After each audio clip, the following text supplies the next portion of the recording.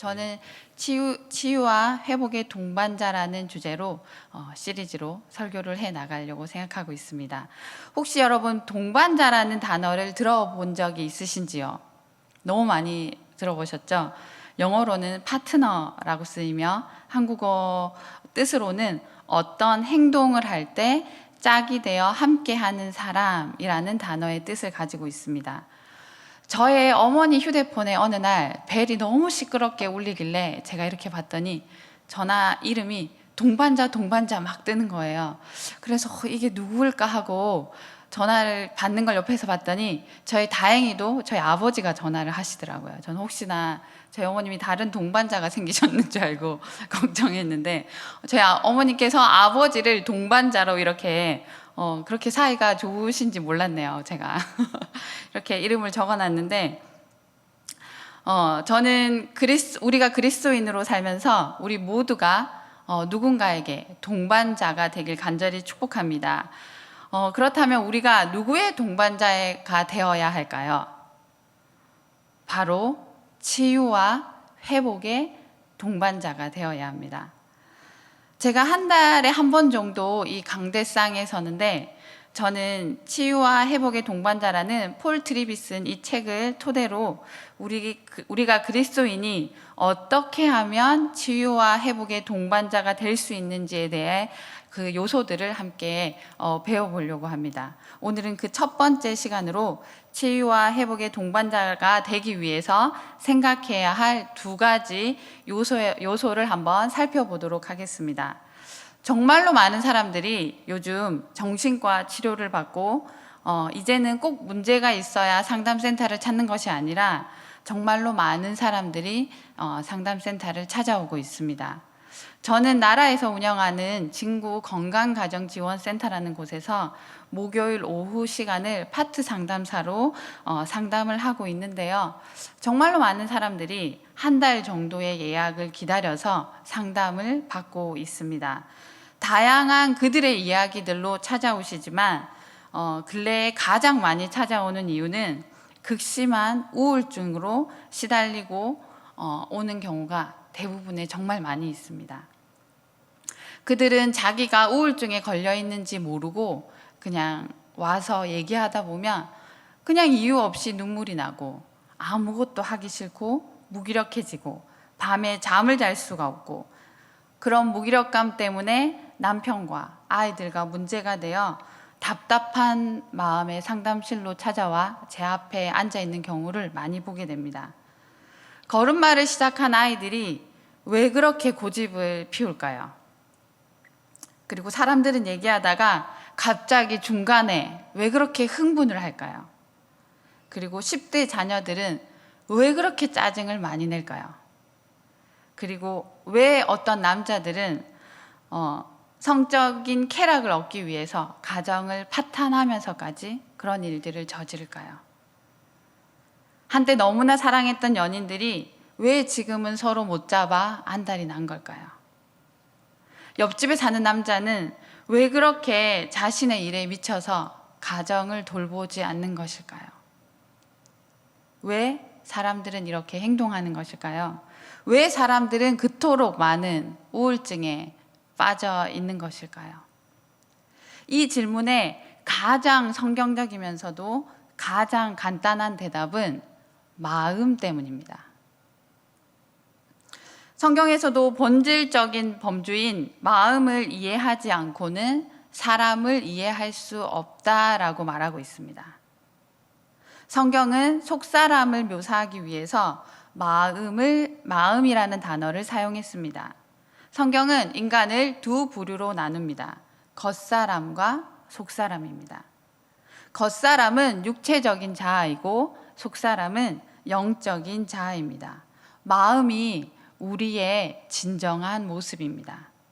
겉모습도 중요하지만 진정한 인격은 속사람이라는 것쯤은 우리 모두가 알고 있는 사실입니다. 성경은 우리의 마음이 본질적인 우리라고 말하고 있기 때문에 변화를 추구하는 모든 사역의 첫 번째는 사람 마음 변화에 목표를 두어야 합니다. 그럼 우리가 치유와 회복의 동반자가 되기 위해서 첫 번째 생각해 봐야 할 요소는 마음의 변화에 관심을 가져야 한다는 것입니다. 마태복음 23장 25절에 화 있을진저 외식하는 서기관들과 바리새인들이여 장과 대접에 거친 깨끗이 하되 그 안에 있는 탐욕과 방탕으로 가득하게 하는도다.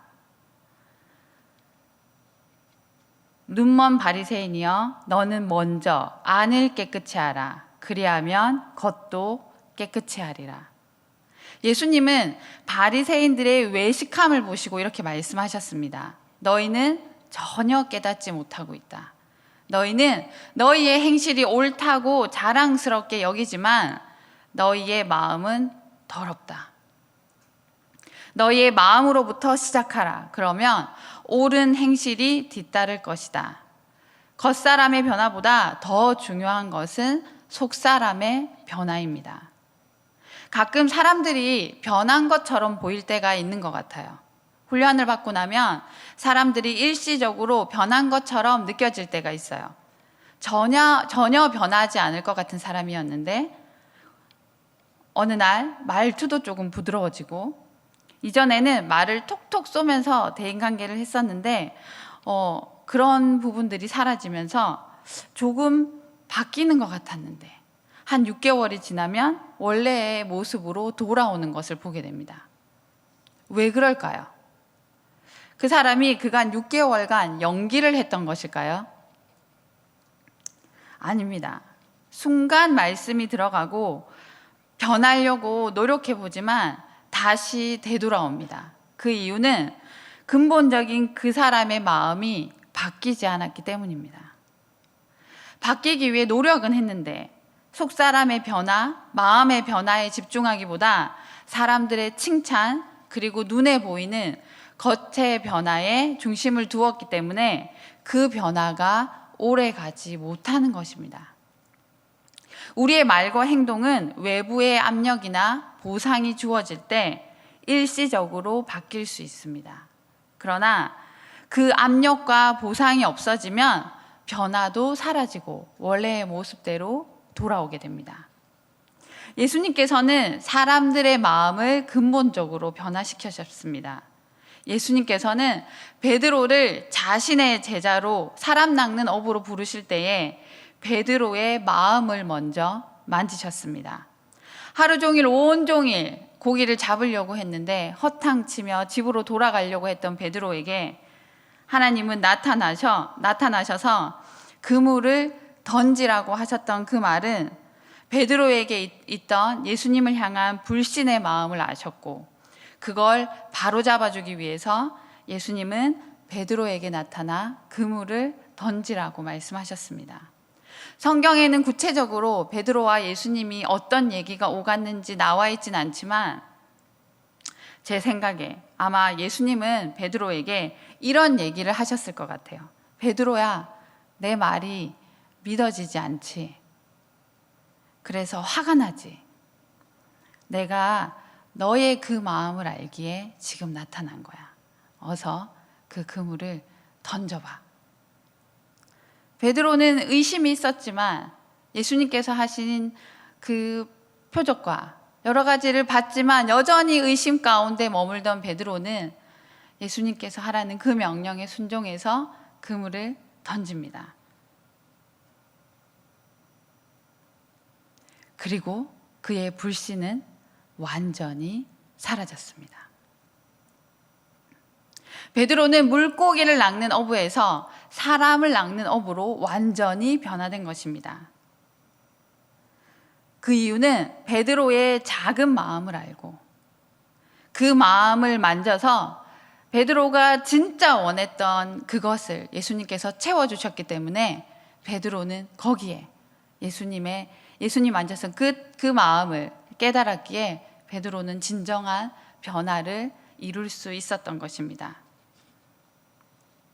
우리가 예수님처럼 치유와 회복의 동반자로 살아가기 원한다면, 내가 누군가에게 그런 도움이 되고 싶은 사람이 되고 싶다면 상대방의 마음에 관심을 먼저 가지고 그 마음을 들여다보는 연습을 해야 하는 것입니다. 그런데 여기서 제일 먼저 마음의 변화에 관심을 가져야 할 중요한 대상은 누구일까요? 바로 내 자신입니다. 생각보다 많은 사람들이 자신의 마음의 변화에 둔감합니다. 잘 알지를 못해요. 그리고 자신의 마음은 별로 중요하지 않다고 생각해요. 그리고 우리 안에는 우리 자신을 향한 불신 때문에 타인을 이해하지 못하고 받아들이지 못하며 내 자신의 마음도 잘 모르기 때문에 상대방의 마음을 잘 보려고 하지도 않습니다. 그리고 우리는 타인보다 나를 보는 거가 익숙하지 않아요. 그러나 우리가 진정한 치유와 회복의 동반자로 함께 걸어가고 싶다면 우리는 나를 봐야 합니다. 어려서부터 이해받지 못한 나, 인정받지 못한 나, 그런 쓴뿌리를 우리가 평생 살아가면서 그 쓴뿌리는 내 머릿속에 존재하면서 나를 지배하고 있습니다. 그러면서 스스로 우리 자신은 우리와 함께 늘 대화하고 있습니다. 그러면서 우리 스스로가 스스로를 괴롭히고 있는 거예요. 사실 저는 제가 어렸을 때 시험을 보고 제가 성적표를 가지고 저희 엄마에게 갔던 기억이 나요. 그날 수학 시험을 제 기억에 진짜 잘 쳐서 한 3개 정도 틀렸던 것 같아요. 그런데 제가 엄마한테 가서 뭐라고 했냐면 안타깝게 3개를 틀렸다고. 어떻게 하지? 근데 사실은 제가 엄마에게 말은 안타까운데 어떻게 하지? 라고 찾아간 이유는 그래도 잘했다라는 얘기를 듣기 위해서 얘기를 했는데 저희 엄마가 뭐라고 했을까요? 저희 엄마가 좀 시크하시거든요. 저희 엄마가 뭐라고 했냐면 쟤는 맨날 저렇게 얘기하더라. 똑같죠? 쟤는 맨날 저렇게 얘기하더라. 좀 더 하지 그랬냐? 하고 하는데 제가 그날 이후로 저희 엄마한테 성적표를 잘 안 보여줬던 것 같아요. 왜냐하면 제가 듣고 싶었던 말은 그 말이 아니었거든요. 그런데 제가 한 몇 개월 전에 저희 딸아이가 저에게 성적표를 들고 왔더라고요. 그러면서 저한테 이렇게 얘기하는 거예요. 수학을 2개나 틀렸다고. 그런데 저도 모르게 제가 뭐라고 했냐면 너는 맨날 그렇게 얘기하더라. 이렇게 얘기하고 있는 거예요, 제가. 그렇게 저희가 살아왔던 그 과거에 받았던 그 모습 그대로 우리가 그 모습을 드러내고 있는 거예요. 그래서 제가 정신을 번쩍 차리면서 그때 이 에피소드가 생각이 나는 거예요. 그래서 제가 밤에 찾아가서 저희 딸아이한테 얘기했죠. 미안하다고. 내가 사실은 나도 어렸을 때 내가 엄마한테 이런 얘기를 했을 때 그래도 잘했네 라는 말을 듣고 싶었던 것 같은데 너도 아마 그 얘기를 듣고 싶었을 것 같다고. 그래도 너무 잘했다라고 얘기했더니 저희 아이가 왜 저러냐는 표정으로 저를 쳐다보고 있더라고요. 네. 이렇게 어려서부터 인정받지 못한 나, 이해하지 못한 나의 쓴뿌리는 우리가 평생을 살아가면서 우리를 짓누르기 시작합니다. 내가 나를 괴롭히고 있는데 그걸 모른 채 우리 모두는 화살의 방향을 너에게 돌리고 있습니다. 상대방에게 돌리고 있습니다. 내가 나를 괴롭히면서 상대방에게, 가족에게 화살을 돌리면서 이렇게 얘기합니다. 너는 못할 거야. 너는 늘 그래. 너는 늘 그런 식이야. 인간이란 동물은 판단과 지적, 그런 가르침으로는 절대로 사람의 마음을 얻고 고쳐나가기가 정말 힘이 든 동물입니다. 만약에 그런 잔소리와 지적과 판단으로 고쳐진다면 공부를 못하는 녀석이 세상에는 한 명도 없을 것이고 서울대를 못 간 사람은 아무도 없을 것입니다. 우리가 얼마나 잔소리하는 걸 좋아합니까? 저도 집에서 잔소리 대마왕이라는 별명을 가지고 있습니다. 절대로 변하지 않습니다. 절대로 지적과 판단은 사람의 마음을 얻지 못합니다. 나와 상대방의 마음을 잘 이해하기 위해서는 상대방의 입장에서 있는 그대로의 공감이 필요합니다. 이 공감에 대해서는 다음 달에 한 번 더 자세히 살펴보도록 하고요. 오늘 우리의 기도 제목은 하나님이 우리의 마음을 변화시키시도록 역사하시고 우리를 사용하셔서 다른 사람의 마음 또한 변화시키기 원하는 그 마음에 초점이 가야 한다는 사실을 기억하셔야 합니다. 예수님은 그렇게 사셨습니다.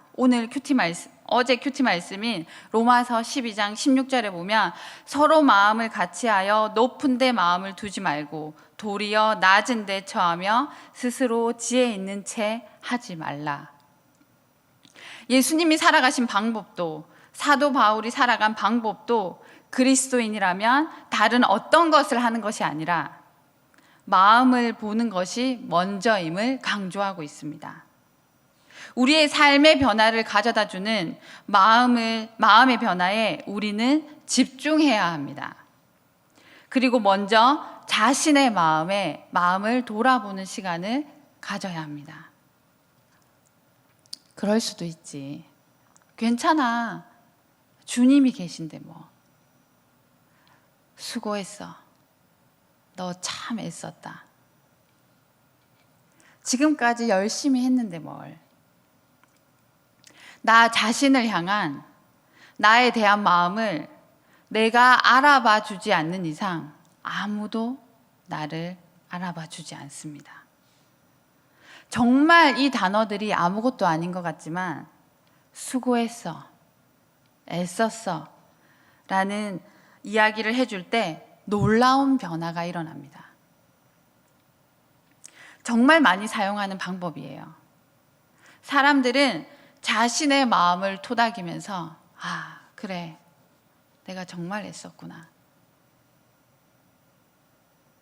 내가 정말 노력하며 살았구나. 우리는 이런 시간들이 필요합니다. 잠깐이라도 시간을 내서 내가 가장 듣고 싶었던 얘기, 내가 가장 누군가를 통해서 지금 이 순간 누군가 나에게 이런 얘기를 해줬으면 좋겠다는 단어가 대부분 너 수고했어, 너 애썼어 라는 말이더라고요.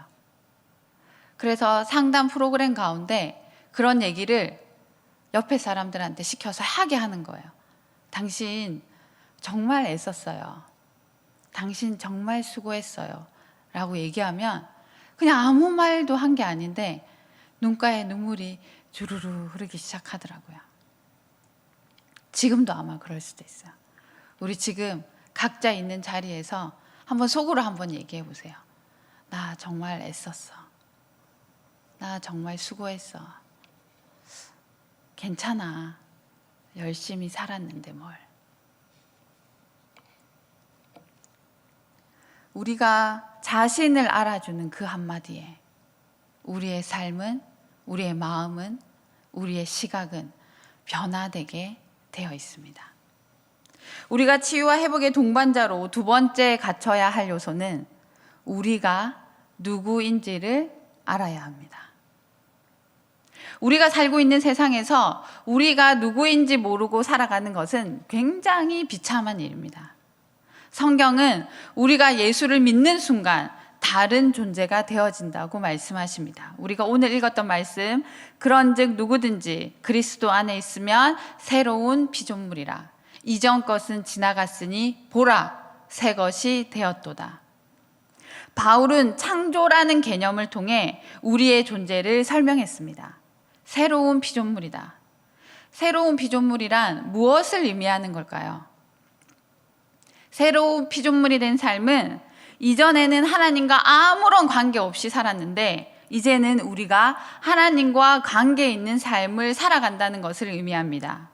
새로운 피조물이 되기 위해 딱 한 가지 조건이 있습니다. 그것은 뭐냐면 그런즉 누구든지 그리스도 안에 있으면 뭐라고요? 새로운 피조물이다.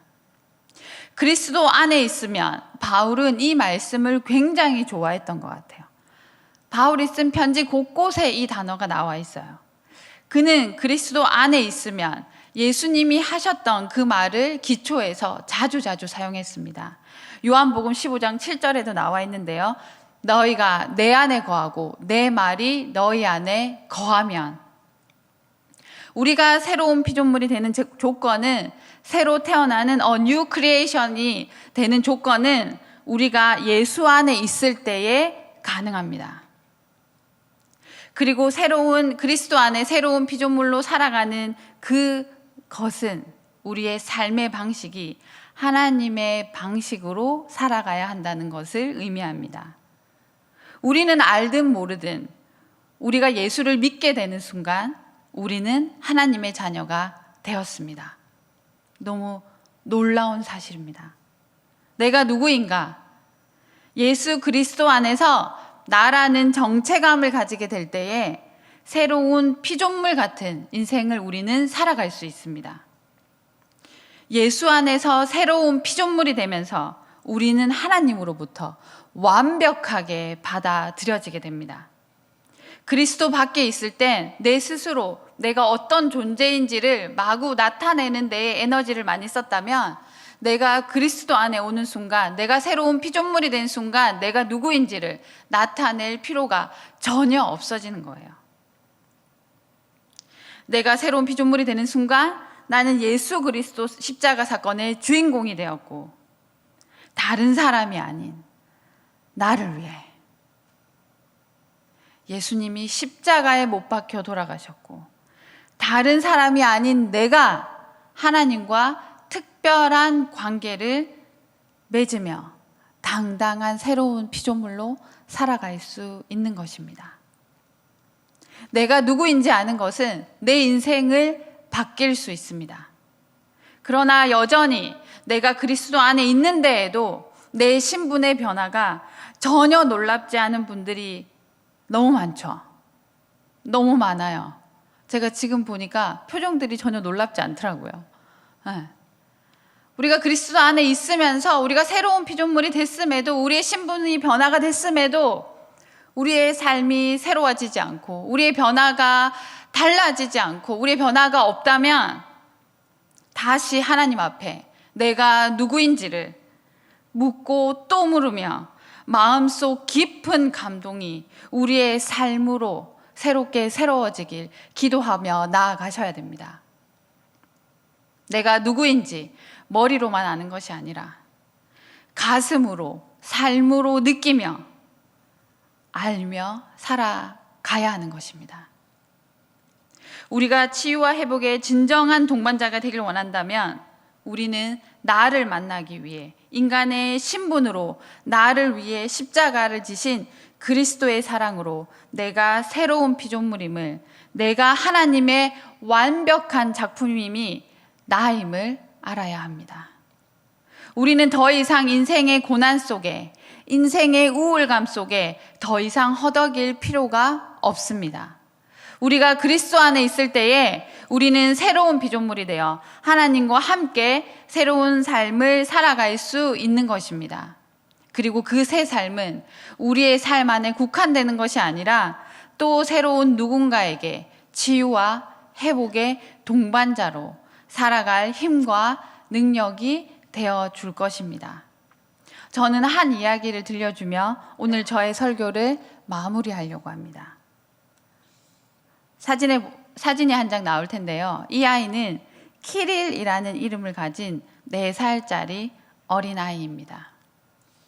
이 아이는 키르기즈스탄에서 태어난 아이인데요. 이 아이는 태어난 지 20일 만에 부모에게 버려져 고아원에서 자라났습니다. 입양을 6번이나 거절당했고, 이 아이는 입양에 어떠한 나이가 차서 더 이상 이제 희망이 없이 고아원에서 커야 하는 상황 가운데 있는 아이였어요. 그 이유는 키릴에게는 한쪽 팔이 없었습니다. 이런 장애가 있는 아이를 아무도 입양하고 싶어 하지 않았던 거예요. 아이가 점점 더 커 나가자 아무도 키릴을 입양하려고 하지 않았습니다. 그러던 어느 날 캐나다에서 한 노부부가 아이를 입양하겠다고 연락이 왔었어요. 그런데 이 노부부는 한쪽 팔이 없는 이 키릴을 입양하겠다고 하는 거예요. 그래서 그 고아원에서는 의아해했고, 이 의무는 공항에서 그 노부부와 마주하는 순간 그 의문이 풀렸습니다. 이 아이를 데리러 한 노부부가 공항에 도착했습니다. 그 할아버지는 도착해서 키리를 보자마자 환한 미소로 그 아이를 안았습니다. 그리고 사진에 보듯이 그 아이에게 오른손을 건네 악수를 청했습니다. 아마도 그 악수를 건넨 할아버지를 보며 키릴은 이렇게 생각했을 것 같아요. 저 아저씨도 팔이 없네. 그 아이는 자신의 미래는 알 수 없었지만, 앞으로 어떻게 될지 알 수 없었지만, 할아버지가 자신을 안고 자신에게 자신과 같은 손이 없는 오른팔을 건네 악수를 청할 때에 그 아이는 엄청 행복했을 거예요. 팔이 한쪽이 없는 할아버지가 한쪽 없는 팔을 키리를 안으며 눈물을 흘리자 주위에 있던 많은 사람들의 두 눈에 눈시울이 붉혀졌습니다. 그리고 이 할아버지가 키리를 따스하게 안으며 이런 얘기를 했습니다. 키리라, 내가 너와 똑같아. 나는 너와 같아. 제가 이 사진을 보면서 이 할아버지 모습 속에서 예수님의 모습을 발견했습니다. 우리의 마음에 얼마나 많은 상처가 있습니까? 우리가 변화되려고 얼마나 많은 노력들을 해가고 살아가고 있습니까? 그러나 쉽지 않습니다. 6차례 입양을 거절당했던 그 아픔이 이 아이에게 이 할아버지가 이 아이를 입양하게 된 결정적인 이유가 된 것처럼 우리에게도 마찬가지입니다. 우리의 아픔과 연약함은 하나님께서 우리를 선택하신 결정적인 이유가 되는 것입니다. 예수님은 우리와 같은 처지가 되셔서 우리를 위로하고 계십니다. 내가 너와 똑같아. 예수님이 위대한 이유는 예수님이 내가 되셨기 때문입니다. 예수님이 나와 같은 처지가 되었다는 사실이 너무 놀라운 것입니다. 이 세상에서 아무도 나와 같은 처지가 될 수가 없습니다. 그런데 예수님께서 나와 같은 처지가 되어 우리 삶 가운데 나타나셔서 우리를 새로운 피조물로 만드셨습니다. 한쪽 팔이 없는 할아버지가 자신의 없는 팔로 살아온 그 아픔을 알았기에 그 아픔을 가진 아이의 마음을 어루만지며 나는 너와 똑같아 라고 말한 것처럼 예수님은 우리의 삶에 찾아오셔서 지금도 우리의 가장 아픈 마음을 어루만지시면서 우리에게 말씀하고 계십니다. 내가 너와 똑같아. 그리고 나와 똑같은 삶을 사셨던 그분이 우리를 자신의 자녀로 삼으시고 우리가 그리스도 안에 있는 순간 그와 같은 삶을 살 수 있도록 인도하신다고 약속하고 계십니다. 우리 마음에 치유와 회복이 일어나길 간절히 소망합니다. 그리고 그 치유와 회복은 우리의 마음을 어루만지시는 하나님 앞에 나아갈 때 우리가 누구인지를 확신하고 누구인지를 알고 살아갈 때에 우리는 하나님 안에서 진정한 치유와 회복의 동반자가 될 수 있을 것입니다. 오늘 이 말씀 생각하면서 함께 찬양으로 고백하길 간절히 소망합니다.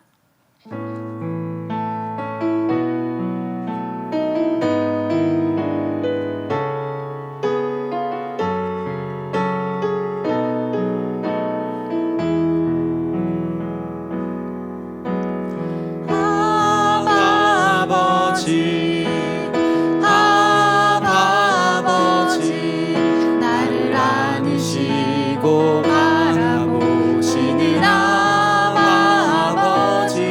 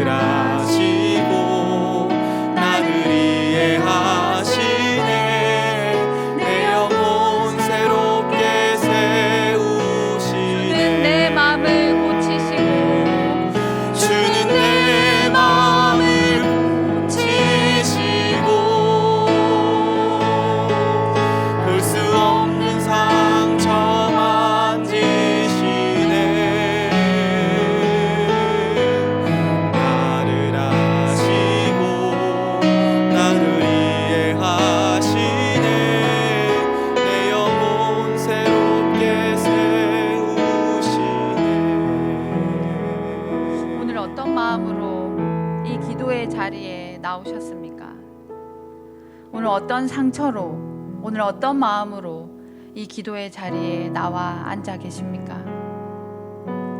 나의 아버지께서 나를 안으시고 나를 바라보시며 이렇게 얘기하십니다. 내가 너와 똑같아. 그리고 내 안에 있는 상처들, 그리고 내 안에 나를 바로 바라보지 못하게 하는, 내 마음을 바라보지 못하게 하는, 나를 가로막는 수많은 이야기들이, 그 모든 것을 아시는 아버지께서 지금 기도의 자리에 앉은 여러분들의 마음을 바라보길 원하십니다. 그리고 도우며 힘주기를 원하십니다. 이 시간 그 아버지에게, 아버지, 나의 마음을 붙잡아 주시옵소서. 나를 잘 아시는 그 아버지, 내 마음을 위로하여 주시옵소서. 나를 누구보다 잘 아시는 그 아버지여, 내 마음의 상처를, 내 마음의 회복을, 내 마음의 치유가 이 시간 일어나게 하여 주시옵소서라는 기도 제목을 가지고 함께 기도하는 시간 가지도록 하겠습니다. 기도하겠습니다. 하나님 아버지, 이 시간 내가 나를 바라보길 원합니다. 하나님 아버지, 이 시간 내 마음을 바라보길 원합니다. 내가 너와 똑같아. 내가 너를 잘 안다. 내가 네 마음을 잘 안다라고 하시는 하나님 앞에, 하나님 내 문제를 가지고 하나님 나를 도우시고 나를 바라보길 원하시는 그 하나님 앞에 하나님 이 시간 나아가길 원합니다. 하나님 내 마음을 위로하여 주시옵소서. 하나님 내 마음에 온전한 치유가 일어날 수 있도록 주께서 인도하여 주시옵소서. 하나님 내 마음에 온전한 회복이 하나님 앞에 나아갈 수 있기를 간절히 소망합니다. 하나님 내가 하나님 앞에 나아갑니다. 하나님 나를 위로하여 주시옵소서. 하나님 나를 하나님 앞에 세워 주시옵소서. 하나님 나를 하나님 앞에서 새롭게 치유와 하나님 회복이 일어나는 하나님 그러한 사람으로 하나님 나를 어루만져 주시옵소서. 하나님 내 마음에 있는 쓴뿌리들을, 하나님 내 마음에 내가 알지 못했던 내 마음의 변화들을 하나님 바라보길 원합니다. 또한 내가 누구인지를 알고 살아가길 원합니다. 하나님 앞에서 새로운 기쁨으로 살아갈 수 있는 온전한 하나님의 백성이 될 수 있도록 하나님 인도하여 주시옵소서. 하나님 온전히 하나님 앞에 나아갈 수 있는 믿음과 하나님 앞에 나아갈 수 있는 마음을 주께 허락하여 주시옵소서. 하나님 온전히 하나님 앞에 나아가길 원합니다. 하나님 함께하여 주시옵소서. 내 마음의 온전한 치유하심과 내 마음의 온전한 회복이 하나님 이 자리에서 일어날 수 있도록 이 기도에 앉아있는 하나님 기도하는 이 순간 하나님께서 일하여 주시옵소서. 하나님 회복하여 주시옵소서. 하나님 인도하여 주시옵소서. 하나님 함께하여 주시옵소서. 주님 인도하여 주시옵소서. 우리 치유와 회복의 동반자로 살아가게 하여 주시옵소서라는 기도 제목으로 함께 기도하길 원합니다. 성령께서 나의 마음을 날마다 새롭게 하시고 옛사람의 모든 습관을 벗어버리고 거룩한 새 사람으로 주어진 삶을 살아가게 하옵소서. 성령께서 나의 말과 행동을 다스리셔서 이 땅에 수많은 죽어가는 사람들을 위로하고 회복하고 살리는 그리스도인으로 내가 살게 하여 주시옵소서. 나의 마음의 변화를 알아보고 마음의 변화를 일으키며 내가 하나님의 새로운 피조물임을 마음으로 가슴으로 알고 피조물다운 삶을 살아가게 하여 주시옵소서라는 기도 제목으로 함께 기도하길 원합니다. 기도하겠습니다. 하나님 치유와 회복의 동반자로 살아가길 간절히 소망합니다. 성령 하나님께서 나의 마음을 날마다 새롭게 하여 주시옵소서. 하나님 옛사람의 모든 습관을 벗어버리며 거룩한 새 사람으로 주어진 삶을 살아갈 수 있도록 주께서 인도하여 주시옵소서. 성령께서 나의 말과 행동을 다스리셔서 이 땅에 수많은 죽어가는 사람들을 위로하고 회복하고 살리는 그리스도인으로 내가 살아가게 하여 주시옵소서. 하나님 마음의 변화를 알아보길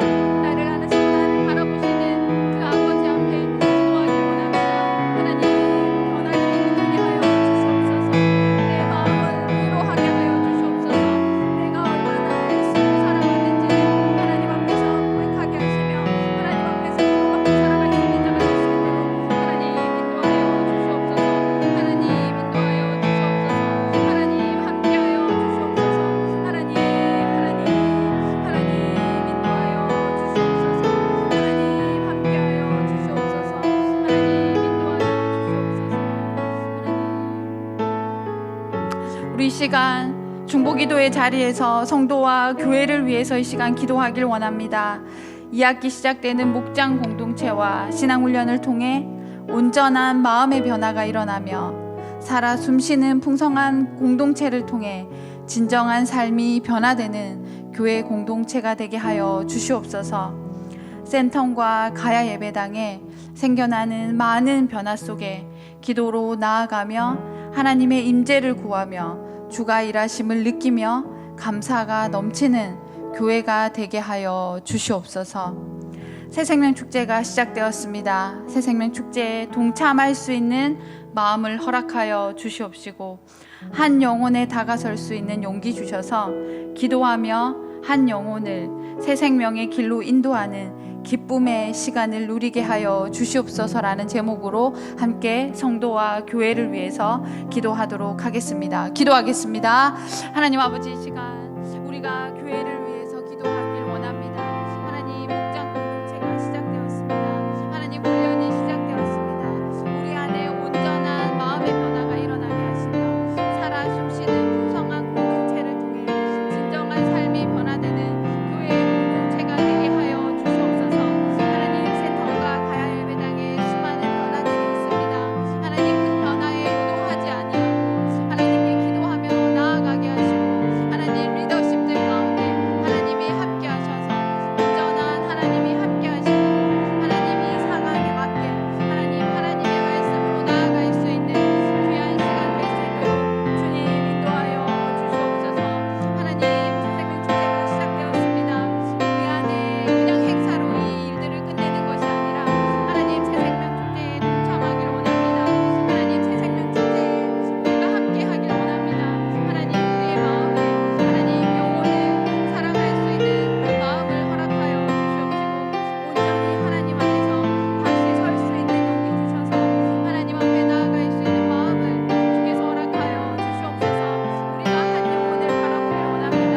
하나님, 우리가 한 영혼에 다가설 용기를 주께서 허락하여 주시옵시고 하나님, 온전히 하나님 앞에서 나아갈 수 있는 힘을 허락하여 주시옵소서. 하나님, 함께 나아가길 원합니다. 주님 인도하여 주시옵소서. 주님 함께하여 주시옵소서. 우리 마지막으로 다음 세대를 위해서 기도하길 원합니다. 유아부에서 청년에 이르는 모든 다음 세대가 주님의 말씀으로 잘 성장하게 하시고 예배를 통한 회복과 훈련을 통한 성장이 이루어지게 하여 주시옵소서. 거룩한 부담으로 시간과 물질을 투자할 다음 세대를 섬길 일꾼들이 넘쳐나게 하시고 온 교회가 함께 다음 세대의 성장을 돕는 공동체가 되게 하여 주시옵소서라는 기도 제목으로 우리가 마음을 다해서 다음 세대를 위해서 기도하길 원합니다. 코로나가 터지고 교회 성장 통계에 의하면 작년은 20%의 마이너스 성장이 이루어졌고 다음 세대는 마이너스 49%가 이루어졌다고 합니다. 우리가 기도해야 합니다. 우리 다음 세대 아이들이 정말로 하나님 안에서 온전한 회복과 성장이 이루어질 수 있기를 우리가 함께 기도해야 할 것으로 믿습니다. 우리 함께 다음 세대 아이들을 위해서 기도하길 원합니다. 기도하겠습니다. 하나님 아버지, 이 시간 기도합니다. 온전한 회복이, 온전한 함께 공동체가 하나님 앞에서 새로워질 수 있도록 주께서 인도하여 주시옵소서. 하나님, 우리 안에 온전한 회복의 공동체가 일어나길 원합니다. 하나님, 우리 다음 세대가 하나님 앞에서 바르게 성장하길 원합니다. 하나님, 유아부에서 정령부에 이르는 모든 예배가 하나님 앞에서 회복되길 원합니다. 주여 회복하여 주시옵소서.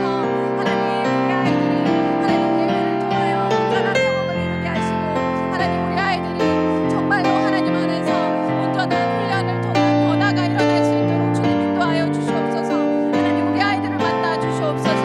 하나님, 우리 아이들에게 변화가 있게 하여 주시옵소서. 하나님, 교사가 부족합니다. 하나님, 이 어려운 시기에 하나님 교사가 부족하다는 것이 말이 됩니까? 하나님,